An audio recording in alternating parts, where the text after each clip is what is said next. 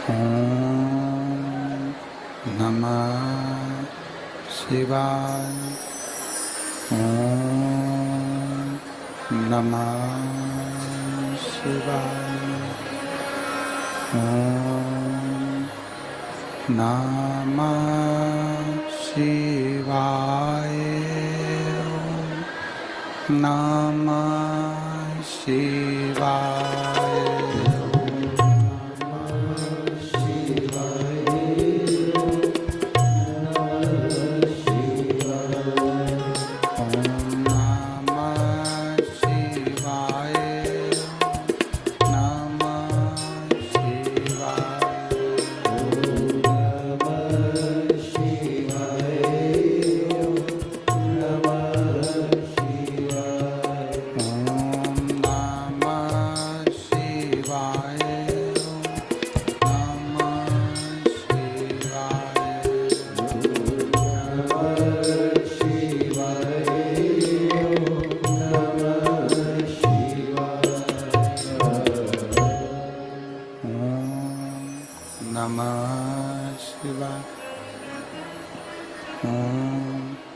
नमः शिवाय।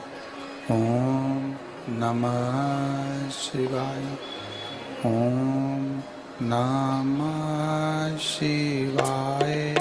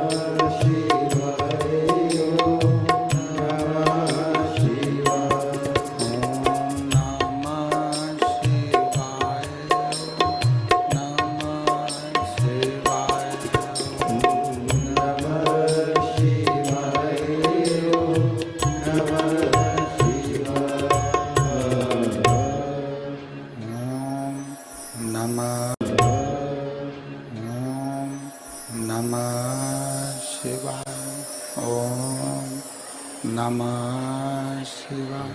ओम नमः शिवाय। विश्वनाथ भगवान की जय। महाकालेश्वर भगवान की जय। ओमकारेश्वर भगवान की जय। कुबेरेश्वर महादेव की जय। हर हर महादेव। हर हर महादेव। हर हर महादेव। हर काशी विश्वनाथ ओगरदानी त्रिकालदर्शी कैलाशी अविनाशी भगवान शिव, जिनकी पुनीत पावन शिव महापुराण की कथा संपूर्ण विश्व के कल्याण हेतु बाबा देवादिदेव महादेव की कृपा से आप और हमको श्रवण करने का सौभाग्य प्राप्त हुआ है। बड़े भाग्यशाली हैं भटिंडा पंजाब के रहने वासी। आवाज़ नहीं जा रही कहीं पर भी। बड़े भाग्यशाली हैं बठिंडा पंजाब के सभी रहनिवासी जो इस पवित्र भूमि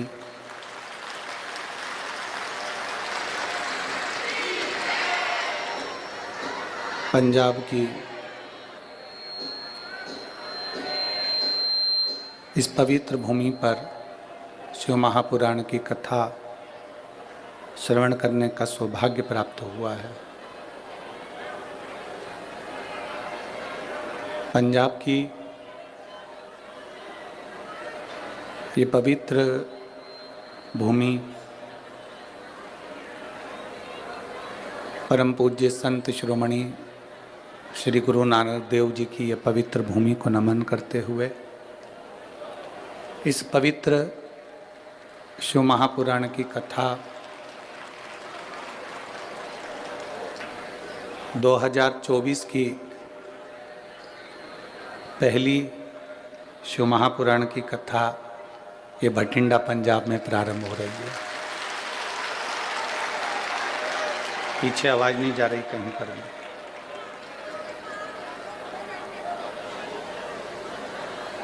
दो 2024 की है पहली शिव महापुराण की कथा है जो पंजाब से प्रारंभ हो रही है और संपूर्ण क्षेत्र का कल्याण करने वाली है। पीछे नहीं जा रही, आवाज आ रही है, उधर भी नहीं आ रही है।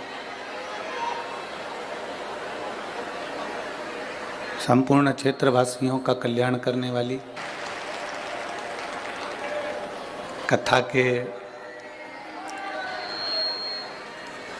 मुख्य आयोजक बाके बिहारी सेवा समिति बठिंडा था, पंजाब क्रिकेट एसोसिएशन एवं समाज सेवी बठिंडा पंजाब से एक बार यजमान परिवार के लिए जोरदार ताली बजाएं। कल जब हम बठिंडा पंजाब में पहुंचे तो इतनी कथाएं करी हैं, सभी यजमानों से मिले हैं, पर चेहरे पर इतनी खुशी मेहता जी के पूरे परिवार में थी कि वो देखने लायक थी।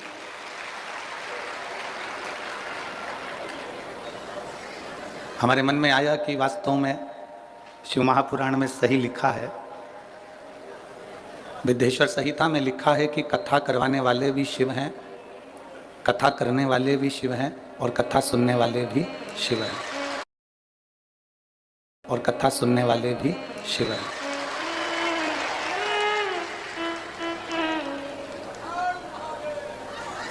और शिव एक सरल, शिव एक सहज।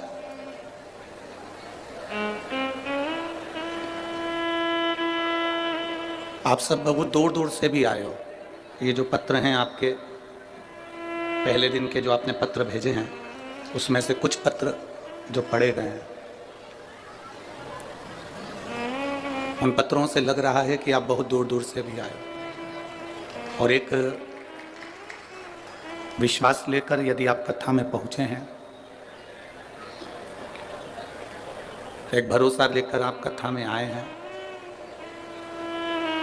तो ये निश्चित है कि मेरा देव अधिदेव महादेव जब आप यहाँ से जाएंगे तो खाली नहीं भेजेगा, झोली भरकर ही भेजेगा। ये पक्का।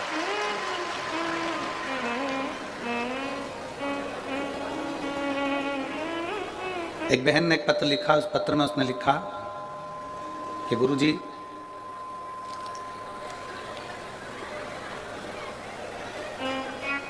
मेरा नाम भूमिका, मैं फरीदकोट की रहने वाली हूँ। कहीं बैठी होगी तो हाथ हिलाना। मेरा नाम भूमिका है, मैं फरीदकोट की रहने वाली हूँ। आप ही हैं? मैं अपनी दादी जी के साथ आई हूँ। गुरुजी, अभी तक आपने महाराष्ट्र और छत्तीसगढ़ में गर्मी में कथा करी है, आप पकड़ में आए हो हमारे पंजाब में। धन्य। पहला पत्र है और वो भी छद्दनदार है। हो, इससे लगता है पंजाब कितना भारी है।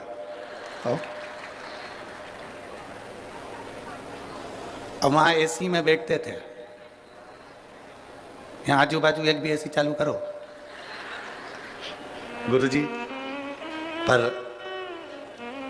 मैं मेहता जी को धन्यवाद देती हूँ, हमारे पंजाब में कोई आस नहीं थी आपकी शिव महापुराण की, पर इन्होंने पूरी कर दी।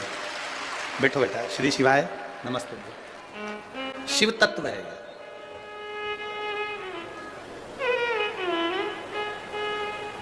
मेहता जी, जो खुशी प्यासे को पानी पिलाने की होती है ना, उससे 4 गुना खुशी इन प्यासों को शिव महापुराण सुनाने की है। जो बड़ी आस लेकर बहुत सालों से बैठे हुए थे, एक लोटा जल देवाधिदेव महादेव को समर्पित कर रहे थे, और बोल बम का नारा है। इतना धीमे से बोलोगे तो कल्याण तुम्हारा है।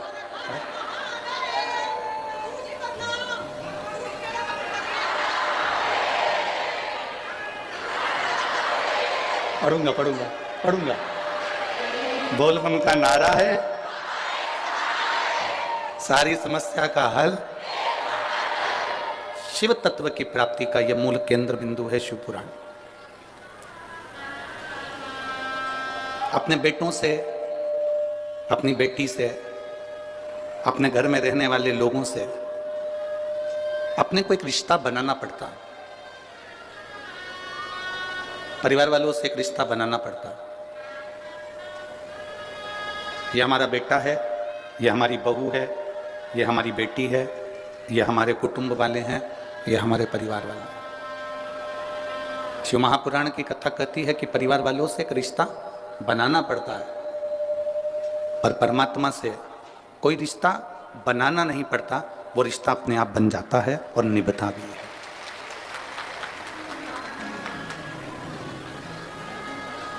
ब्रह्मा ब्रह्मलोक में रहते हैं, भगवान विष्णु वैकुंठ लोक में रहते हैं। ब्रह्मा ब्रह्मलोक में है, भगवान विष्णु वैकुंठ लोक में है, और केवल एक देवाधिदेव महादेव जो ना ब्रह्मलोक में है, ना वैकुंठ लोक में है, ना इंद्र लोक में है, अपने भक्तों के दुख को दूर करने के लिए मृत्यु लोक में विराजमान है। इस पृथ्वी पर, इस भूमि पर, इस धरा पर है। तुम्हारे नजदीक में जो होता है वो आपके दुख को समझता है। पत्नी को तकलीफ हुई तो पति उसके दुख को समझता है, पति को तकलीफ हुई तो पत्नी उसके दुख को समझती है, बेटे को तकलीफ हुई तो माँ उसके दुख को समझती है, बेटी को तकलीफ हुई तो बाप उसके दुख को समझता है, भाई को तकलीफ हुई तो भाई उसके दुख को समझता है। कारण वो आपके करीब में, आपके नजदीक में। जो नजदीक में होगा वो दुख समझेगा।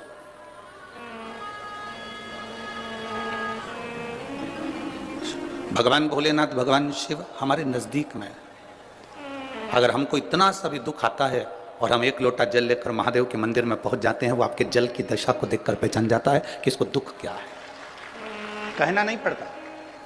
द्वारिकाधीश जी के सामने, भगवान द्वारिकानाथ के सामने सुदामा जी गए तो सुदामा जी ने नहीं कहा कि मैं भूखा रह रहा हूं, मेरा परिवार भूखा है, मेरे बच्चे भूखे हैं, मेरा कुटुंब, मेरा परिवार, मेरा घर के बच्चे मेरे भूखे हैं। ये सुदामा जी ने कृष्ण भगवान के सामने नहीं कहा। भगवान कृष्ण के आगे ये बात उन्होंने कही नहीं कि मेरे बच्चे भूखे हैं, मेरी पत्नी भूखी है, मेरा परिवार भूखा है, ये बात नहीं कही। केवल उन्होंने तंदूल की पोटली निकाली, चावल की पोटली निकाली और तंदूल की पोटली निकाल कर दे दी। और तंदूल की जो पोटली भगवान कृष्ण ने ली, उसमें से तंदूल जब निकाले और उन तंदूल को मेरे भगवान कृष्ण ने अपने मुख में लिया, उतनी देर में पहचान गए कि सुदामा का दुख कितना है, सुदामा के हृदय में तकलीफ कितनी है, सुदामा के हृदय में कष्ट कितना, सुदामा के हृदय में कष्ट कितना। सुदामा की जिंदगी में दुख कितना आया, वो केवल तंदूल से पहचान।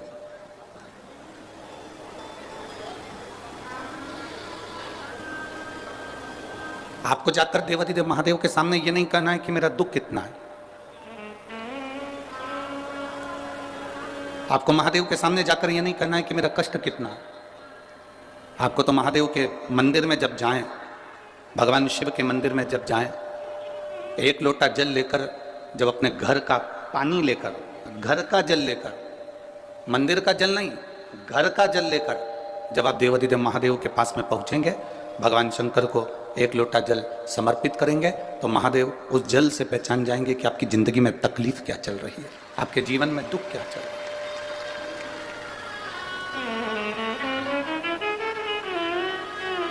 पति को बार बार कहना पड़े कि मेरे सिर में दर्द हो रहा है, मेरे सिर में दर्द हो रहा है, मेरे सिर में दर्द हो रहा है, और पत्नी फिर दवाई दे या बाम की शीशी ला कर दे, वो एक अलग बात है। पति के सिर में दर्द हो,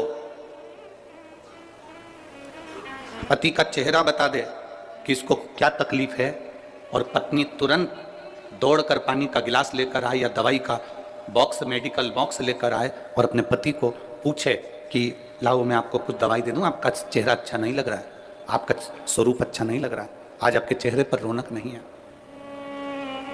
मुझे लगता है आज आपको कोई कष्ट है, आप कोई टेंशन में हो, डिप्रेशन में हो, आपका चेहरा बोल रहा है कि आपको कोई तकलीफ है, लाओ मैं तुम्हें कुछ दवाई दे दूं, कुछ गोली दे दूं, ग्लूकोज दे दूं, पानी दे दूं, कुछ नींबू पानी मंगा दूं, नारियल पानी बुलवा दूं। पति को कहना ना पड़े कि मेरे को ये तकलीफ है, और पत्नी मेडिकल का बॉक्स लेकर आ जाए और आपका चेहरा देखकर पहचान जाए कि आप तकलीफ में हो, तो समझ लेना कि पति और पत्नी का संबंध बड़ा प्रबल संबंध है। वो जान गई कि चेहरे से कि मुझे तकलीफ क्या है। उसी तरह महादेव के मंदिर में आप जब एक लोटा जल लेकर शिव के मंदिर में बस केवल उसकी दरवाजे पर पहुंचो, और मंदिर में जब आप एक लोटा जल चढ़ाओ, आपके हाथ के जल चढ़ते से महादेव पहचान जाए कि इसको तकलीफ क्या है, तो समझ लेना तुम्हारी भक्ति प्रबल हो गई, तुम्हारा विश्वास दृढ़ हो गया, तुम्हारा भरोसा पक्का हो गया। एक भरोसा भी तो पक्का होना चाहिए। गुरु नानक देव जी के 2 पुत्र, 4-5 शिष्य, ऐसा नहीं कि गुरु नानक देव जी के लिए सब ठीक नहीं थे, सब श्रेष्ठ थे। गुरु नानक देव जी ने तो हर पंक्ति में यह बात कही है कि सब में रब को देखो, साईया सब में समाया। पर कोई कोई ऐसा होता है जो अपने गुरु के लिए, अपने परमात्मा के लिए, अपनों के लिए अपने प्राण तक निछावर करना जानता है। कोई कोई होता है, सब नहीं। पड़ोसी तुम्हारे बन सकते हैं, कॉलोनी में रहने वाले तुम्हारे बन सकते हैं, दूर रहने वाले तुम्हारे बन सकते हैं। दूसरों को अपना बनाना सरल है, पर अपनों को अपना बनाना दुनिया का सबसे कठिन काम है। आप दूसरे को अपना बना सकते हो, दूसरे को अपना बना लोगे, वो सरल है, पर जो अपने हैं उनको अपना बनाकर रखना, ये दुनिया का सबसे कठिन काम है।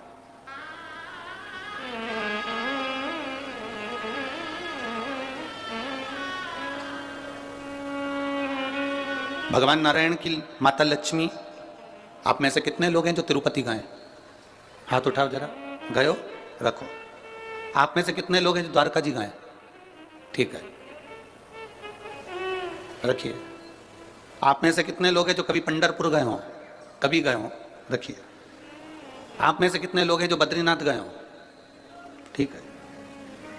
बद्रीनाथ के मंदिर में, बद्रीनाथ जी के पास में लक्ष्मी जी बैठी हैं क्या? अरे बोलो तो जम के। नहीं। द्वारकाधीश में, द्वारकाधीश के पास में रुक्मणी जी बैठी हैं क्या? द्वारकाधीश के नजदीक में? नहीं।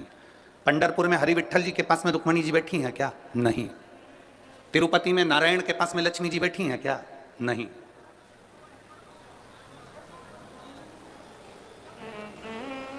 केवल एक देवाधिदेव महादेव ऐसे हैं जिनकी धर्म पत्नी उनके साथ नजदीक में सदा विराजमान है। केवल एक।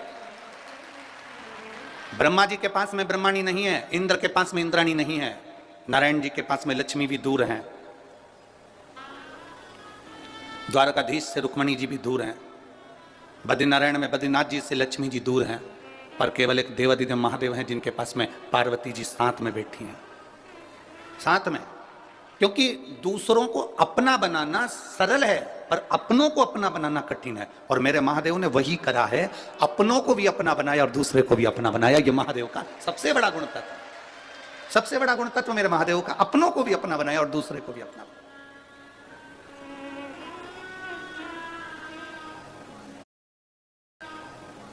एक बार गुरु नानक देव जी जा रहे थे, उनके सारे शिष्य उनके साथ, उनके पुत्र उनके साथ में थे। एक बहुत गंदा सा एक तालाब देखा गुरु नानक देव जी ने और सोचा कि आज अपने शिष्यों की, अपने पुत्रों की थोड़ी सी परीक्षा ली जाए।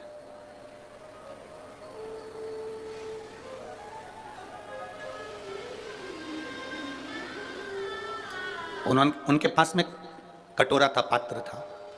उस कटोरे को गुरु नानक देव जी ने उस गंदे तालाब में फेंक दिया। बैठ गए, सब आए, सारे शिष्यों से कहा कि मेरा कटोरा इस गंदे नाले, इस गंदे तालाब में गिर गया है, कोई निकाल के ला दो। पुत्रों ने भी मना कर दिया, चले गए। शिष्य भी चले जा रहे हैं। केवल एक गुरु नानक देव जी का एक शिष्य लहना ऐसा था, उस लहना ने जब देखा और गुरु नानक देव जी ने कहा कि गुरुदेव आप बैठे हो? हाँ। क्यों? मेरा कटोरा इस गंदे तालाब में गिर गया। अभी कोई निकल कर नहीं गए क्या? सब गए, मेरे बेटे भी निकल कर गए, मेरे शिष्य भी निकल कर गए, पर कोई गंदे तालाब में कूदने को तैयार नहीं। लहना ने कहा गुरुदेव आपको कटोरा चाहिए? हाँ। लहना ने एक बार भी कुछ बात नहीं करी और लहना कूद गया उस गंदे तालाब में और कटोरा निकालकर अपने गुरुजी को हाथ में लाकर दे दिया। गुरुदेव ये कटोरा।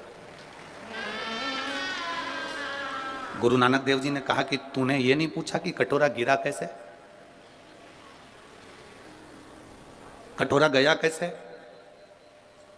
तूने एक बार भी नहीं पूछा कि ये कटोरा गिरा कैसे, गया कैसे, गंदे तालाब में पड़ा कैसे? गुरुदेव आपने कह दिया ना कि कटोरा बस तालाब में गिर गया। अगर शिव का वचन, शिव महापुराण के शब्दों पर, गुरु के शब्दों पर यदि एक विश्वास पक्का है, तो फिर उस विश्वास पर अगर तुम चल दिए तो यह निश्चित है कि एक ना एक दिन गुरु की और शिव की कृपा जब बन गई तो जिंदगी में अपनी हाल पे ही जाओ। फिर आपको निहाल होने में कोई दिक्कत नहीं है।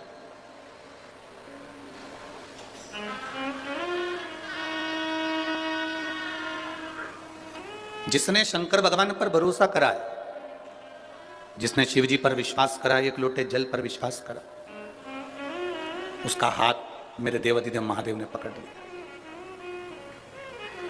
मेरे शंभू ने उसका हाथ पकड़ लिया। एक जरा से कटोरे से गुरु नानक देव जी ने यह अंदाजा लगा लिया था कि मेरे सिंहासन पर, मेरी गादी पर, मेरी जगह पर मेरे इस सुख को कौन जान सकता है, कौन पहचान सकता है। अपने बेटों को वो पद नहीं मिला, गुरु नानक देव जी के पुत्रों को वो पद नहीं मिला, अन्य शिष्यों को वो पद नहीं मिला जो लहना को मिला, जो लहना के पास प्राप्त हुआ। आपको शिव जी के मंदिर जाकर ये नहीं बार बार कहना कि मुझे दुख है। आप तो, आपका घर का जो पानी है ना, आपके घर का जो जल है, जब आप उस जल को लेकर जाते हो ना और शिव जी के मंदिर में पहुंचते हो तो वो जल बता देता है कि आपका दुख कितना है, आपकी तकलीफ कितनी है।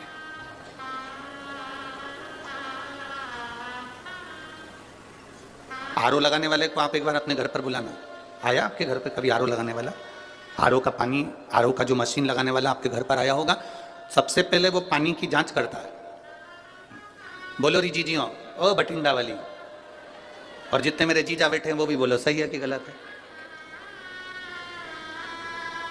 आरओ लगाने वाले को आप अपने घर पर बुलाएंगे तो पहले वो पानी की जांच करेगा, इसमें खार कितना है, मिट्टी कितनी है, कितना क्लीन है, वो जांचेगा।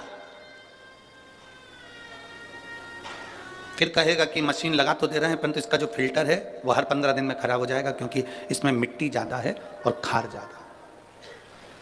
तुम्हारा महीने का खर्चा तो जरूर होगा पर पानी क्लीन हो जाएगा।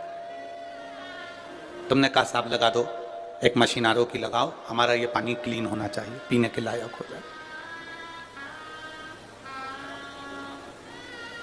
शिव जी के ऊपर जब एक लोटा जल चढ़ाने के लिए आप जाते हैं तो जैसे मशीन पानी को क्लीन करती चली जाती है, धीरे धीरे रोज जब हम देवाधिदेव महादेव पर एक लोटा जल समर्पित करते जाते हैं तो हमारी जिंदगी का दुख भी, कीचड़ भी भगवान भोलेनाथ क्लीन करते चले जाते हैं, धीरे धीरे साफ। और मैंने तेरे ही भरोसे बाबा, तेरे ही भरोसे हवा बिच उड़ती जावांगी बाबा, डोर हथो छड़ी में कटी जावांगी। भोले मैं तेरी पतंग, शंभो मैं तेरी पतंग, हवा बिच उड़ती जावांगी बाबा, डोर हथो छड़ी में कटी जावांगी। भोले मैं तेरी पतंग, शंभो मैं तेरी पतंग। इस लाइन को सुनने के बाद एक बार भगवान ने एक भक्त से पूछा कि ये बता तुझे उड़ाऊं कि नहीं उड़ाऊं। भक्त ने भगवान से पूछा मैं उड़ूंगा, कोई दिक्कत तो नहीं है। भगवान कहते हैं डोरी मेरे हाथ में है, उड़ाऊंगा, बहुत ऊपर पहुंचेगा, बहुत ऊपर पहुंचेगा। पर इतना याद रखना, पतंग और इंसान जितनी ऊंचाइयों पर जाता है काटने वालों की संख्या ज्यादा बढ़ जाती है। अगर तेरी तैयारी हो तो मैं तुझे उड़ा देता हूं। पतंग और इंसान जितनी ऊंचाइयों को छुएगा, जितना ऊपर जाएगा, जितनी तरक्की करेगा, जितना जितना ऊपर जाएगा, काटने वालों की चारों तरफ भीड़ लग जाएगी। मैं ही काटूंगा, कितना उड़ रहा है अभी देखता हूं इसको। और पतंग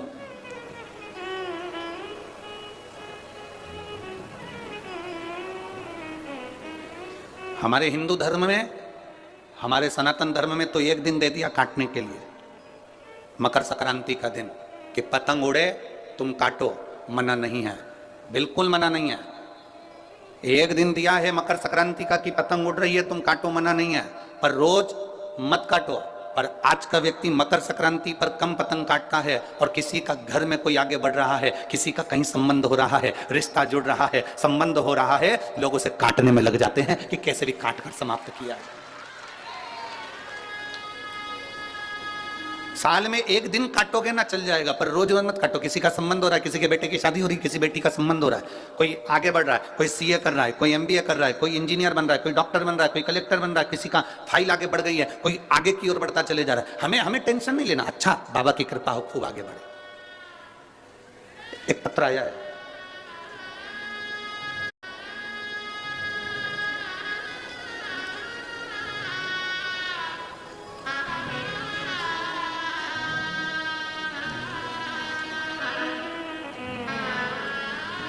मेरा नाम देवी सुमरानी है, मैं हनुमानगढ़ की रहने वाली हूँ। कहीं बैठी हो तो हाथ हिला सकती हैं, आप ही हैं, दोनों हाथ हिला दो एक बार। श्री शिवाय नमस्तुभ्यम। मेरा नाम देवी सुमरानी है, मैं हनुमानगढ़ की रहने वाली हूँ। 30 वर्ष से मैं माइग्रेन की तकलीफ को भोग रही थी। ऐसा कोई डॉक्टर नहीं जिसको मैंने जांच ना करे। थोड़े दिन दवाई लो फिर वैसा कि वैसा ही हो जाता था। आखिरी में मेरे परिवार वालों ने भी आस छोड़ दी थी और कह दिया था अब कब तक दिखाऊं। गुरुदेव, शिव जी पे चढ़ा हुआ एक लोटा जल और शंकर जी पे चढ़ी हुई एक बेलपत्र, ये वो औषधि है जो दुनिया का सबसे बड़ा काम कर देती है। और मेरे बाबा ने मेरे साथ वही करा।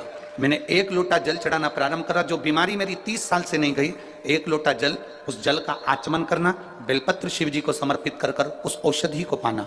आज मैं बाबा की कृपा से 30 वर्ष के बाद माइग्रेन की बीमारी से ठीक हुई हूँ। मैं बाबा को यहाँ प्रणाम करने के लिए, एक बार दोनों हाथ हिला दो। हर हर महादेव। शिव तत्व इसी को कहते हैं।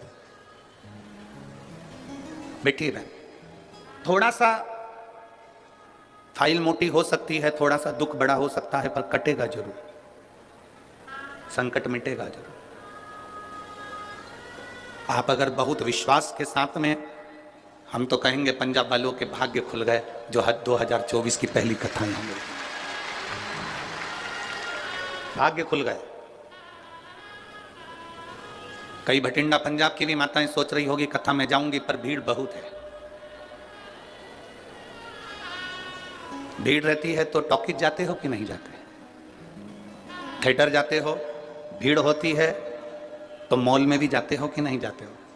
भीड़ होती है, कभी कभी शादी का सीजन होता है तो पार्लर में भी भीड़ होती है। पार्लर वाली इतनी चतुर होती है, आधा बहुत पोत के तुम्हें साइड में कर देती, दूसरे को चालू कर देती है। और जो ज्यादा बोलती है तो पार्लर वाली इतनी चतुर होती है, 2 ककड़ी काट के आंख पे धर देती है, बैठी रहे, और ऊपर से कह देती है बोलना मत, ही नहीं तो मुंह में सल पड़ जाएगा। तो बिल्कुल जैसी की जैसी बैठी। फिर बोली तो पार्लर वाली इतनी चतुर होती है कि होठों पे ना जाने वो पेंसिल से क्या, और मुंह खोल के बिठा दिया, अब बोल। भीड़ कहां नहीं है?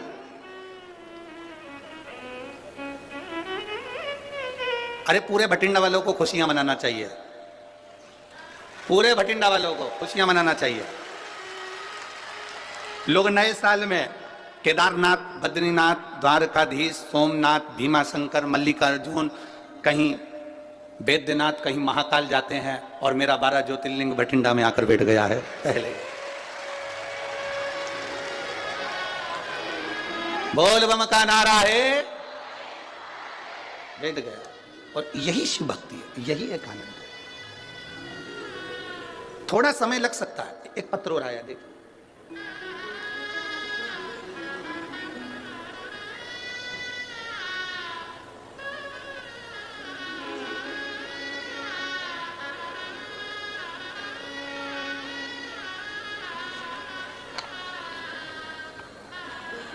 मेरा नाम पूनम रानी, मैं गांव भूलन, सही है, पंजाब की रहने वाली हूँ।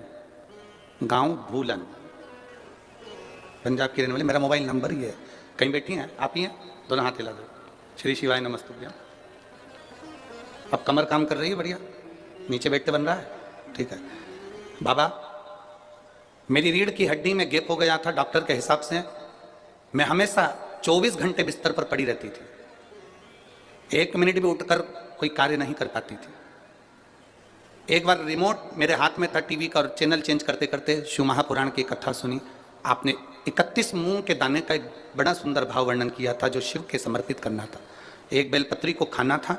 बस शिव जी के मंदिर में मेरे परिवार वालों से कहकर 1 लोटा जल पहुंचा देती। ऑपरेशन नहीं कराना चाहती थी, क्योंकि डॉक्टर के हिसाब से सही हो पाती कि नहीं हो पाती, पक्का पता नहीं था कि मैं उठूंगी कि नहीं उठूंगी। बेलपत्र रोज खाती, रोज बाबा को जल चढ़ाती। आज मैं बाबा को धन्यवाद देने के लिए, प्रणाम करने के लिए आई हूँ कि अब मैं नीचे भी बैठ सकती हूँ, और बैठकर कथा भी सुन सकती हूँ, और चल भी सकती हूँ। यह शिव तत्व है। और घड़ी है समय, बैठिए बहन, हर हर महादेव, बैठिए। शिव तत्व की प्राप्ति का मंदिर।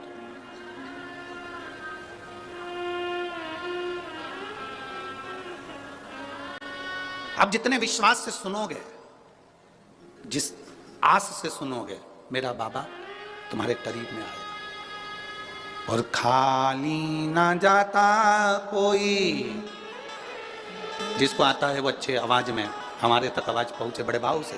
खाली ना, दर से तुम्हारे खाली ना जाता कोई, दर से तुम्हारे मैं भी खड़ी हूँ नंदी बाएं पसारे। अपने हृदय से लगा लो, गिरा जा रहा हूँ, उठा लो, भोले अपने दर से अब तो ना टालो, गिरी जा रही हूँ, उठा लो। ये शिव की कथा है, ये शंकर का वरदान है, ये शंकर की करुणा है, ये शंकर की उदारता है। दूसरे को अपना बनाना सरल है, पर अपनों को भी अपना बनाना कठिन है। बहुत बढ़ोगे, ऊंचाइयों पर पतंग जाएगी तो काटने वालों की संख्या बढ़ेगी, पर हमें नहीं घबराना। आप ऊंचाइयों पर जा रहे हैं, अपनी मेहनत के बल पर जा रहे हैं, अपनी मेहनत के बल पर चल रहे हैं।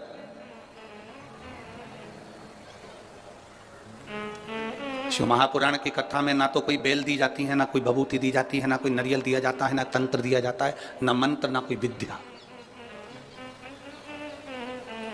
शिव महापुराण की कथा में ना कोई ढोंग होता है, ना कोई प्रपंच होता है।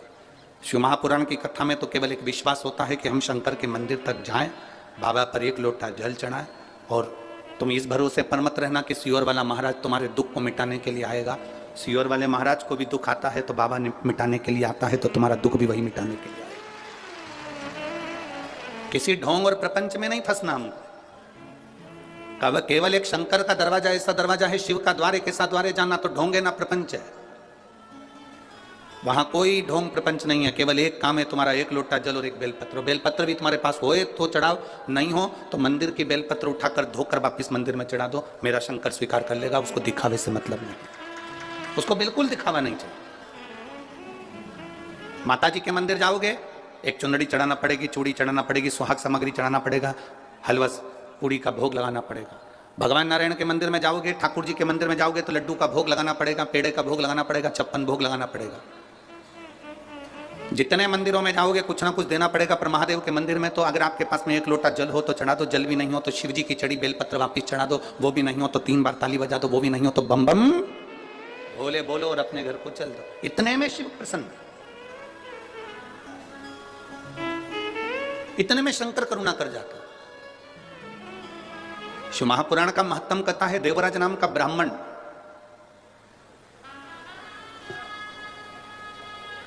चोरी का धन है उसके पास में, चोरी की संपदा है उसके पास में। किसी ने एक प्रश्न पंढरपुर की कथा में कहा था, गुरुजी व्यक्ति चोरी क्यों करता है?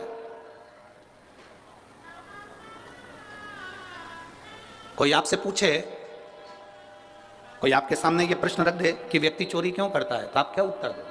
उसका एक उत्तर है, व्यक्ति चोरी क्यों करता है? शिव महापुराण में देवराज की कथा को सुनना और बिंदुक की कथा को सुनना। देवराज की पत्नी, उसके बच्चे, उसके लिए भोलेनाथ बहुत कुछ दे देते थे, 2 समय का भोजन देते थे, पेट भर देते थे। उसके लिए, उसके परिवार को चलाने के लिए बाबा कोई कमी नहीं लाते थे।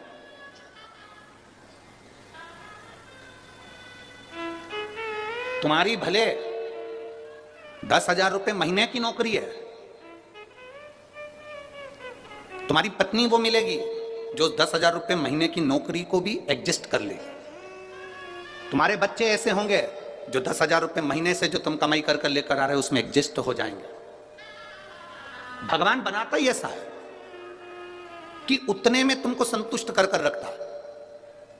पर जब तुम गलत मार्ग पर जाने लगते हो, किसी गलत स्त्री के संग में आ गए, किसी गलत नारी के संग में आ गए, मदिरा पीने वाले के संग में आ गए, जुआ खेलने वाले के संग में आ गए, व्यसन में डूबने वाले के संग में आ जाते हो, तो फिर भगवान का दिया हुआ वो 10,000 रुपये महीने की नौकरी तुम्हें कम लगने लगती है और तुम कहीं ना कहीं से पैसा बहुत कमाना चाहते हो। जब तुम अपने लिए कमाते हो तो 10,000 में पूर्ति हो जाती है, पर तुम जब गलत व्यक्ति का संग पकड़कर गलत तरह से गलत लोगों के लिए कमाना चालू करते हो तब तुम्हें चोरी करना पड़ती है। जब तक तुम चोरी नहीं कर पाते, जब तक तुम्हारा परिवार चल रहा है, संतुष्टिपूर्ण है, तो तुम्हें चोरी की जरूरत नहीं,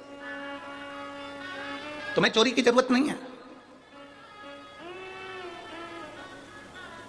देवराज बहुत अच्छा था, उसकी पत्नी अच्छी थी, उसके बच्चे अच्छे थे, पर देवराज एक वेश्या के संग में पड़ गया, एक गलत स्त्री का संग पड़ गया देवराज को। और वो गलत स्त्री का संग ऐसा पड़ गया कि उस स्त्री ने कह दिया कि मुझे जो रानी के गले में हार पड़ा हुआ है वो हाल मुझे चाहिए।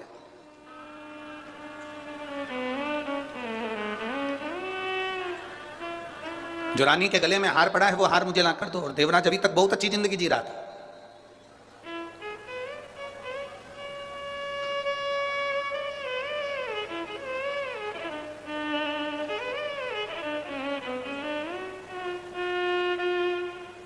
वैसे व्यक्ति कम मरता है, पर जब व्यक्ति फैशन में थोड़ा सा पड़ने लगता है तो जल्द ही मरता है, कहीं ना कहीं ऐसे चुंगल में फंस जाता है कि वो फिर निकल नहीं पाता है।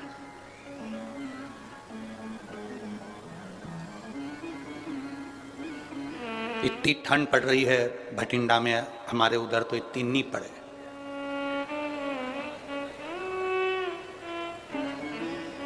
इतनी ठंड,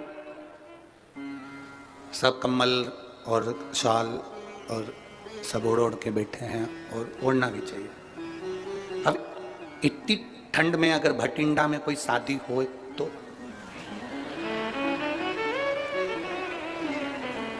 अब तेरा क्या होगा कालिया। इतनी ठंड में और शादी भटिंडा में, और जो तुमने 2500 रुपये खर्च भी करे, अब वो दिखना भी चाहिए, और ठंड के मैं ही पड़ू, और देवर के यहाँ शादी, देवर के लड़के की, और पूरे फिर भले धूत जाऊंगी, पूरी कांप जाऊंगी, पर फैशन में जरूर जाऊंगी। अब बेचारा पति बार बार कोट पैंट पहन के बाजू में आके पोनी मार के बोला शॉल ला दूं,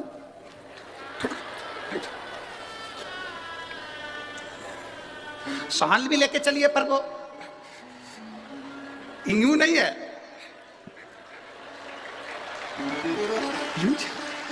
अब कह रहा है लाऊं तेरे को, तो कुछ ओढ़ने का धूज रहे। गुलाब जामुन चम्मच में थी, कब बाजू वाले के प्लेट में पहुंच गई मालूम नहीं पड़ा। बोले अरे तेरे डमरू की धुन सुन के मैं काशी नगरिया हूँ, तेरे डमरू की धुन सुन के मैं काशी नगरिया हूँ, मैं काशी नगरिया हूँ, मैं काशी नगरिया हूँ, मैं काशी नगरिया हूँ, मैं काशी नगरिया हूँ, मेरे भोले ओ बम भोले, मैं काशी नगरिया हूँ, मेरे भोले ओ बम भोले, मैं काशी नगरिया हूँ, तेरे डमरू की धुन सुन के मैं काशी नगरिया हूँ, तेरे डमरू की धुन सुन के मैं काशी नगरिया हूँ। बड़े आनंद में नीचे वालों से निवेदन है, आप तो नाच लो, पर ऊपर जो बैठे हैं उनसे निवेदन है संभल के नाचना हो, बड़े सावधानी से आनंद से दोनों हाथों से बड़े प्रेम से।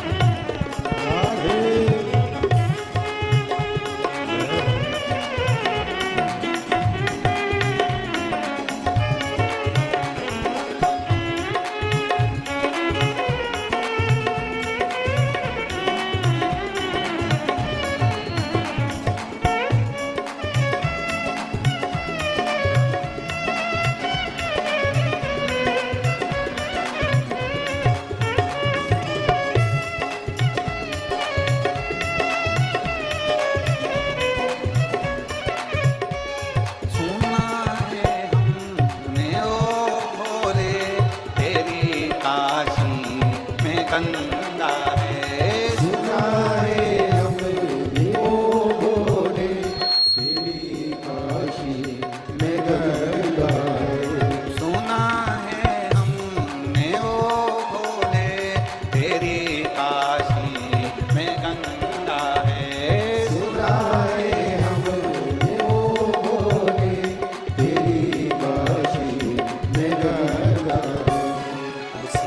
गंगा को नहाने को मैं काशी नगरी आई हूँ।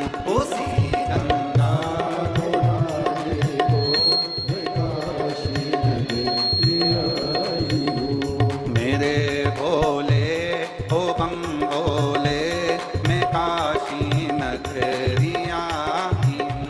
मेरे भोले ओ बम भोले मैं काशी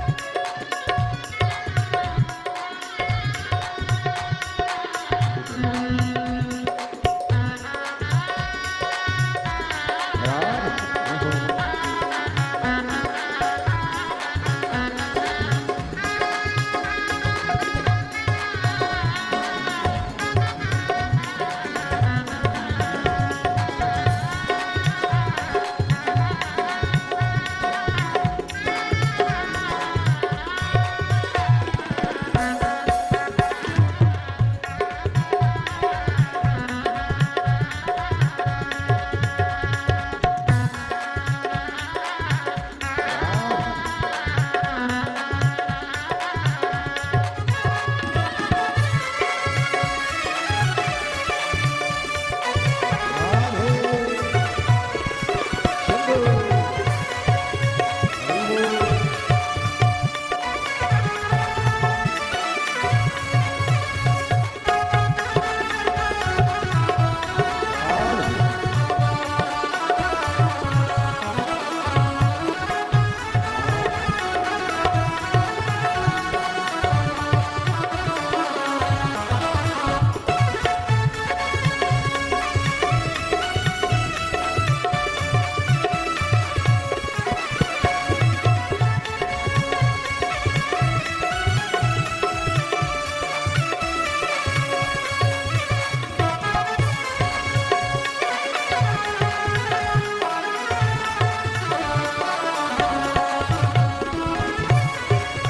आई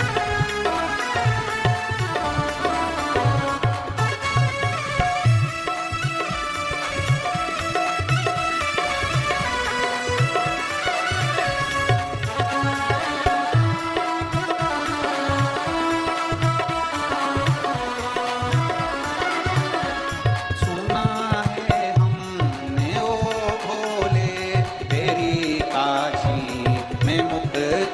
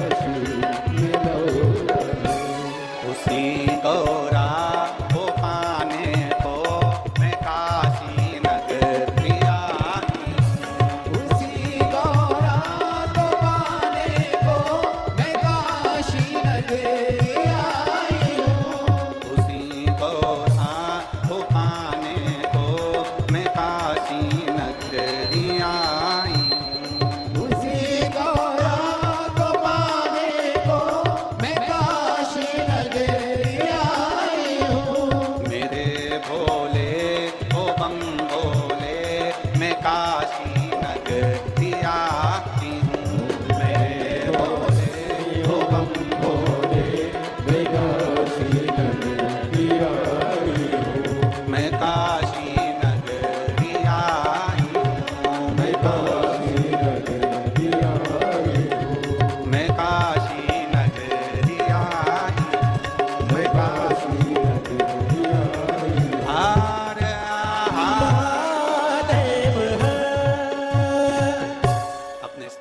बैठकर भगवान शिव जी से अपने मन की बात बड़े भावों के साथ, जिस स्तुति को करने के लिए सारी दुनिया के लोग आस्था चैनल टीवी के सामने, मोबाइल के सामने बैठकर इस स्तुति को बोलते हैं और अपने हृदय की बात कहते हैं, उस भाव को आप सब अपनी जगह पर बैठकर, भले वो कार्यकर्ता हों चाहे कोई हो, अपना स्थान ग्रहण कर कर भावों से बाबा को प्रार्थना करें।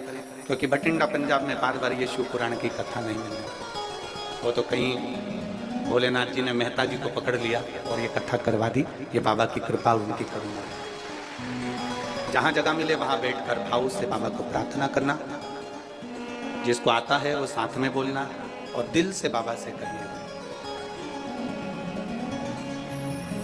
श्री शिवाय नमस्तुभ्यं, श्री शिवाय नमस्तुभ्यं, श्री शिवाय नमस्तुभ्यं, श्री शिवाय नमस्तुभ्यं, श्री शिवाय नमस्तुभ्यं। भोला सब दुख काटो हारा, हो भोला सब दुख काटो हारा। शिव शंकर जपूं तेरी माला, भोले बाबा जपूं तेरी माला। भोला सब दुख काटो हारा, ओ भोला सब दुख काटो हारा। वेश है मंगल मंगलकारी, वेश है मंगल मंगलकारी। शमशान वासी हमारा, शमशान वासी हमारा। ओ भोला सब दुख काटो हारा, ओ भोला सब दुख काटो हारा। भगवान शिव की कथा कह रही है। देवराज अपनी पत्नी और बच्चों के लिए कमाता, वो उस तक तो कोई तकलीफ नहीं थी। खूब आ रहा था, बाबा खूब दे रहा था। पर एक वेश्या का संग मिल गया देवराज को, और उस वेश्या ने कह दिया कि जो रानी के गले में हार पड़ा है वो हार मुझे चाहिए।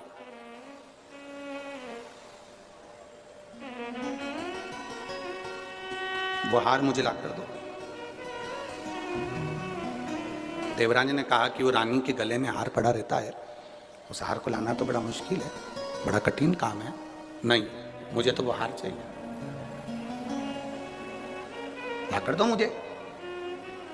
देवराज, रानी का नियम था रात्रि के समय पर गले का हार निकालकर सोती थी। हमने पहले भी कथा में कहा, आज फिर कह रहे हैं,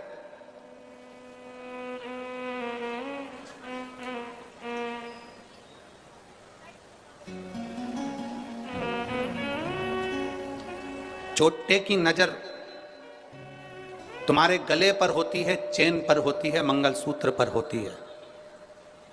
लुच्चे की नजर तुम्हारी सुंदरता पर होती है, और महादेव की नजर तुम्हारी भक्ति पर होती है। हमने शिव महापुराण की कथा में पंढरपुर में भी कहा था कि भटिंडा पंजाब की जब कथा हो तो आप लोगों से निवेदन है कि गले में कोई सोने का सामान, कोई सोने का मंगलसूत्र, कोई सोने का कीमती सामान, कीमती मोबाइल, कीमती चीजें लेकर मत जाओ, क्योंकि मेरा भोलेनाथ तो खुद डायमंड है, अपने को वो लेकर वापस जाना है।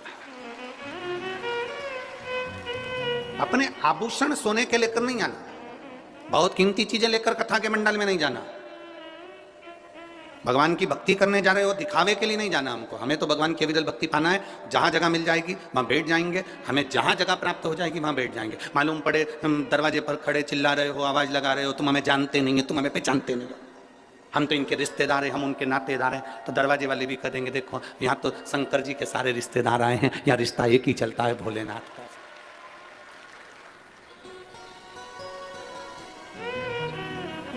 2 बजे कथा चालू होती है, 5 बजे विराम होती है।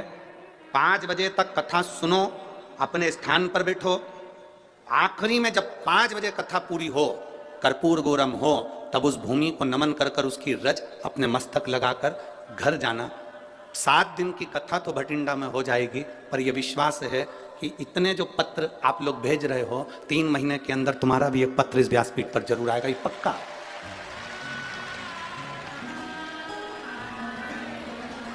ये विश्वास मूल है। कथा में आओ, बैठो, घर वालों से कहकर आना कि मैं 2 बजे से 5 बजे तक कथा सुनकर आऊंगी, बीच में नहीं आऊंगी। स्थान ग्रहण करूंगी तो मैं 5 बजे कर्पूर गौरम कर्णावतारम होगा, आरती होगी, तभी उठूंगी, उसकी रज धारण कर कर फिर जाऊंगी।